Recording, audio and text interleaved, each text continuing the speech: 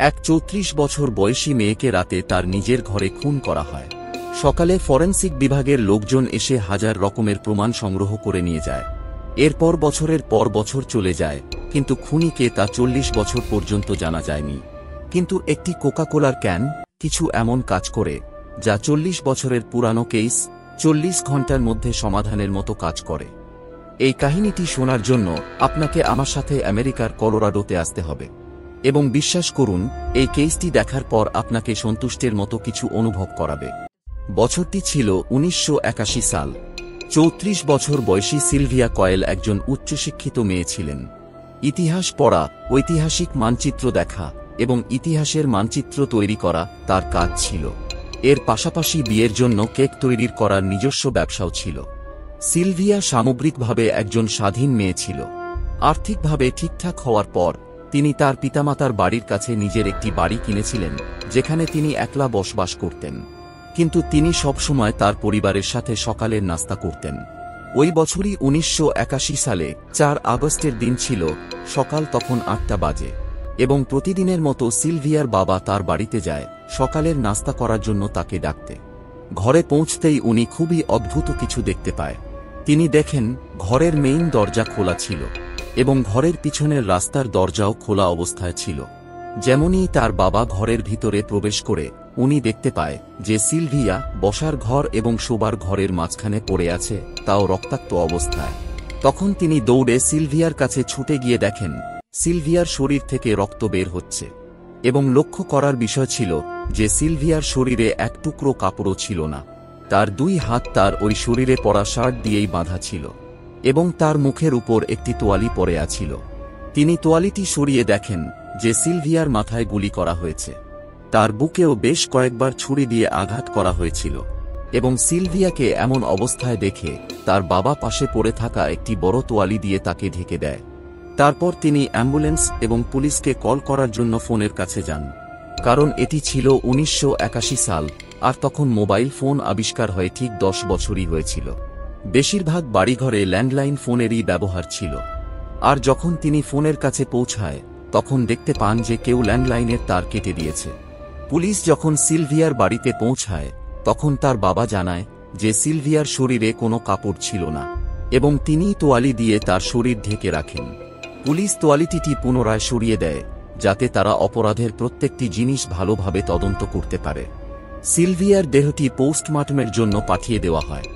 এরপর ফরেনসিক বিভাগের লোকজন বাড়িতে তদন্ত করে, এবং তদন্ত করে তারা দেখতে পায় যে বেডরুমের জানালা ভাঙার চেষ্টা করা হয়েছে, কিন্তু সেই জানালাটি খুবই মজবুত হওয়ায় ভাঙা যায়নি। এরপর সে বাথরুমে যায় এবং সেখানে দেখে যে বাথরুমের একটি বড় জানালা সম্পূর্ণ ভাঙা অবস্থায় ছিল, আর ওই জানালা দিয়ে বেরোনোর রাস্তা সোজা ঝোপঝাড়ের দিকে যায়। প্রমাণ সংগ্রহ করার জন্য তারা ঝোপঝাড়ের মধ্যেও খোঁজাখুঁজি করে, এবং প্রায় 6 ফুট দূরে ঝোপের মধ্যে তারা ভাঙা জানালার কাচের টুকরো খুঁজে পায়। বাড়ির ভিতরেও প্রচুর ফরেনসিক প্রমাণ পাওয়া যায়। যদিও সিলভিয়ার মৃতদেহ ড্রয়িং রুম এবং বেডরুমের মধ্যে প্রথম তলায় পাওয়া গিয়েছিল, কিন্তু সিলভিয়ার বেডরুমের বিছানায় অনেক রক্ত পড়ে আছিল। তার পুরো বিছানার চাদর, বালিশের কাভার এবং ডোরমেট সবকিছু রক্তে ঢাকা ছিল। পুলিশ বিছানার কাছে রক্তে ভরা একটি ছুরিও পায়। এরপর ওই ছুরিটি সিলভিয়ার বিছানার চাদর, সিলভিয়ার বালিশের কভার, বিছানার কাছে পড়ে থাকা একটি কমলা রঙের তোয়ালি, যেই তোয়ালিটি দিয়ে সিলভিয়ার মুখ ঢাকা ছিল, এবং যেহেতু সিলভিয়ার শরীরে কাপড় ছিল না তাই তার গোপনাঙ্গ থেকে কিছু প্রমাণ নেওয়া হয়েছিল। আর সিলভিয়ার ওই শার্ট, যেই শার্ট দিয়ে তার হাত বাঁধা ছিল। ফরেনসিক বিভাগ তদন্তের জন্য এসব জিনিস সঙ্গে নিয়ে যায়। সব প্রমাণ ঘাটিয়ে দেখার পাশাপাশি পুলিশ পরিবারের সদস্যদের সঙ্গেও কথা বলে, এবং যখন পুলিশ সিলভিয়ার পরিবারকে জিজ্ঞাসা করা শুরু করে তখন সিলভিয়ার পরিবারের সদস্যরা জানায় যে ৪ আগস্টের দিন সিলভিয়ার ঘরে কেউই আসেনি। পাশাপাশি পুলিশ আরও জানতে পারে যে ওই দিন রাত 11টায় সিলভিয়া তার বোনের সঙ্গে ফোনে কথা বলেছেন। এর থেকে এটা প্রমাণ হয় যে রাত 11টা পর্যন্ত সিলভিয়ার ফোন চালু ছিল, কিন্তু সিলভিয়ার মার্ডারের পর ফোনের তার কাটা পাওয়া যায়। এর থেকে এটাই বোঝা যায় যে সিলভিয়ার ঘরে যে প্রবেশ করে সে রাত 11টার পরেই প্রবেশ করে। এরপর সিলভিয়ার পোস্টমর্টমের রিপোর্ট আসে, যেখানে সিলভিয়ার মৃত্যুর কারণ দুটি ছিল। প্রথমে তার বুকে 3 বার ছুরি দিয়ে আঘাত করা হয়, যার কারণে তার হৃৎপিণ্ড এবং দুটো ফুসফুসে গভীর আঘাত পায়। আর এই কারণে অতিরিক্ত রক্তক্ষরণের ফলে সিলভিয়ার মৃত্যু হয়।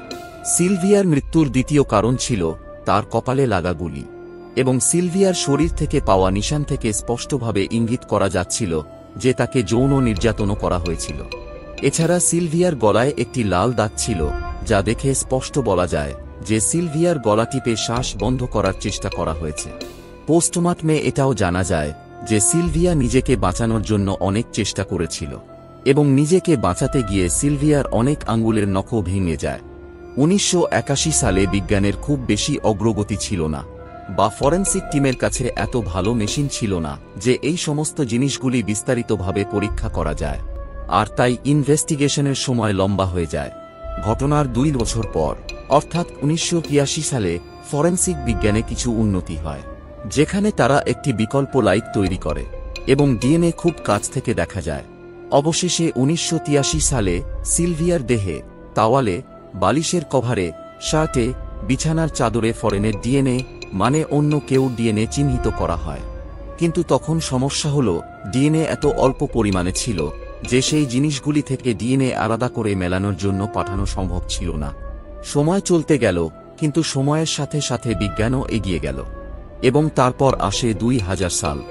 সিবিআই অবশেষে ওই ডিএনএটি তৈরি করতে সক্ষম হয়, এবং এটি ছিল একজন ব্যক্তির ডিএনএ। সিবিআই এবং এফবিআই এর সহায়তায় তারা ওই ডিএনএ কম্পিউটার সিস্টেমে ঢালে, কিন্তু তা কোনো অপরাধীর রেকর্ডের সঙ্গে মেলে না। তার মানে খুনি যেই ছিল, এটি সম্ভবত হত্যাকারীর প্রথম এবং শেষ অপরাধ ছিল। এরই মধ্যে একজন চোর নিজের বিরুদ্ধে মিথ্যা অভিযোগ নেয়, কিন্তু পরে তদন্ত করে জানা যায় যে ওই চোর বিনামূল্যে খাবার ও বিনামূল্যে সিগারেট পেতে জেলে যেতে চেয়েছিল, আর এই কারণেই সে মিথ্যা কথা বলে নিজেকে আটকাতে চেয়েছিল। এরপর প্রতি বছর সিবিআই এবং এসবিআই এই ডিএনএটি ডাটাবেসের সাথে মেলানোর চেষ্টা করতে থাকে, কিন্তু 2020 সাল পর্যন্ত এই ডিএনএ কোনো ডাটাবেসে কারোর সাথে মেলে না। এরপর 2020 সালে একটি কোম্পানি সামনে আসে, ইউনাইটেড ডেটা কানেক্ট বলে, যা স্বাস্থ্য সংক্রান্ত গবেষণার জন্য মানুষের ডিএনএ পরীক্ষা করার জন্য তাদের ডাটাবেস সেভ করে রাখত। এরপর সিবিআই তাদের সাহায্য নেয়, এবং 26 মে 2020 তারিখে সিলভিয়ার বাড়িতে পাওয়া ডিএনএ একটি পারিবারিক ডিএনএর সাথে মিলে যায়।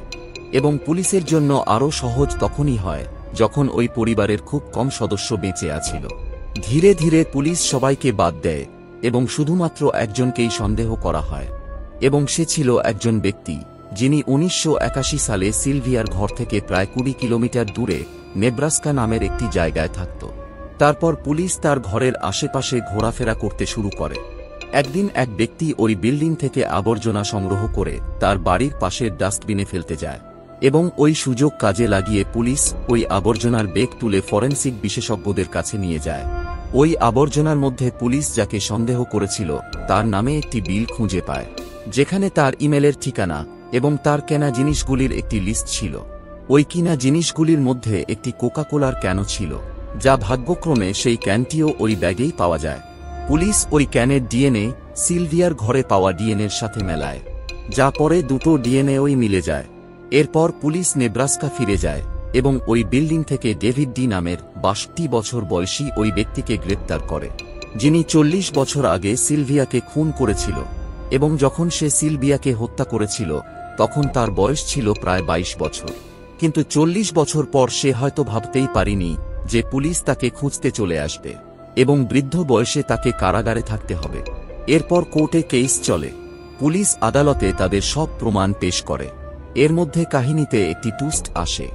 ডেভিড বলে যে সিলভিয়াকে নাকি তার বয়ফ্রেন্ড খুন করেছে, যিনি খুবই আক্রমণাত্মক এবং অনেকবার সিলভিয়ার সাথে ঝগড়াও করে, যার কারণে সিলভিয়ার বাড়িতে তার ডিএনএ পাওয়া গেছে, এবং সে সিলভিয়ার প্রেমিককে তদন্তের মধ্যে না রাখার জন্য পুলিশকে দোষ দেয়।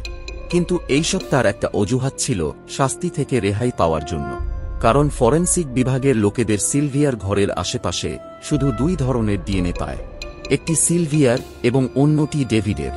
এরপর 2022 সালে ডেভিডকে আজীবন কারাদণ্ডে রাখা হয়, কারণ সমস্ত প্রমাণ ডেভিডের বিরুদ্ধে ছিল।